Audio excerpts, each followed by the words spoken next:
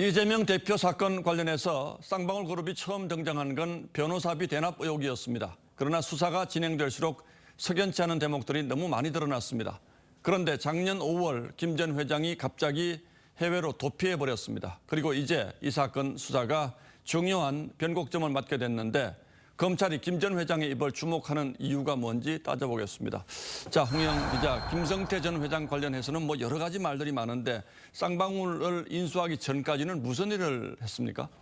네, 2000년대 중반 이 바다 이야기 기억하실 겁니다. 예. 당시 사회적인 문제가 되면서 사행성 게임장에 대한 대대적인 단속이 이루어졌는데요. 김성태 전 회장은 그 무렵 서울과 구리, 호남 지역에서 이 불법 도박 PC방을 운영하다가 적발돼서 2006년 징역 8개월에 집행유예 2년을 선고받았습니다. 이후 2007년부터는 강남에서 이 불법 대부업체를 운영해서 입지를 굳혔습니다. 불법 도박과 불법 대부업체 그렇게 모은 돈으로 쌍방울을 인수한 거고요?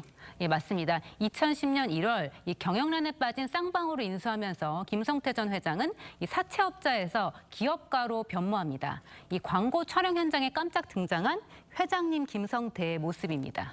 김 전 회장은 이후 빠른 속도로 회사 덩치를 키워나가는데요. 주로 전환사채를 발행해서 인수합병하는 방식을 썼습니다. 쌍방울 강림 나노스 임직원 여러분 사랑하고 감사합니다. 새해 복 많이 받으십시오.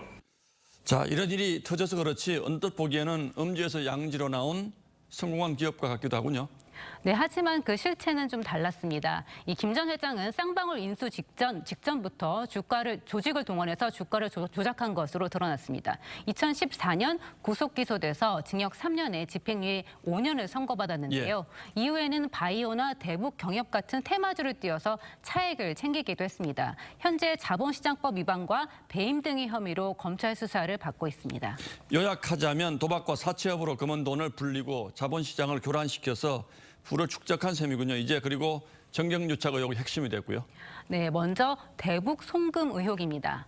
김 전 회장은 2018년과 2019년 중국으로 640만 달러, 당시 우리 돈 72억 원 정도를 밀반출해서 북한에 건넨 혐의를 받고 있습니다. 예. 이 검찰은 대북 경협 사업권을 따내기 위해서 이 돈을 보낸 것으로 의심하고 있습니다.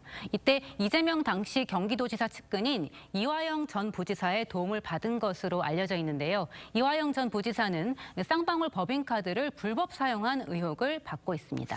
자, 저희가 보통 변호사비 대납 의혹이라는 표현을 많이 쓰는데 이 사건은 왜 불거진 거죠?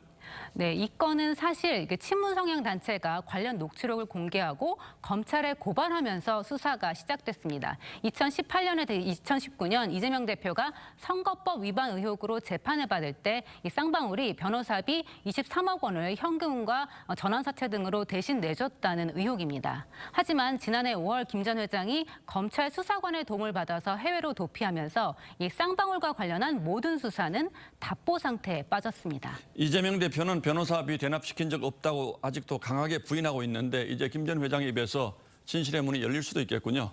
예, 홍영 기자 잘 들었습니다.